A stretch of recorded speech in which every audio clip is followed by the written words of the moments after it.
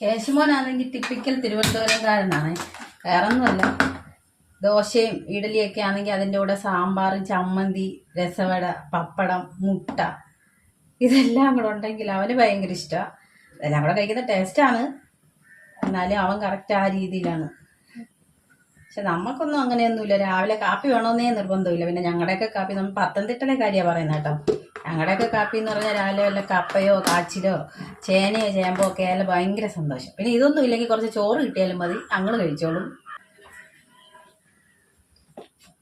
പിന്നെ എന്ത് കഴിച്ചെന്ന് പറഞ്ഞാൽ അതിൻ്റെ കൂടെ കുറച്ച് ചോറൂടെ കഴിച്ചാലേ ഞങ്ങൾക്ക് സമാധാനമാവുള്ളൂ കേട്ടോ. ഇനി ഇവിടെ വന്നാണ് ഞാൻ കറക്റ്റായിട്ട് ഇങ്ങനെ രാവിലെ കാപ്പി, എല്ലാ ദിവസവും കാപ്പി.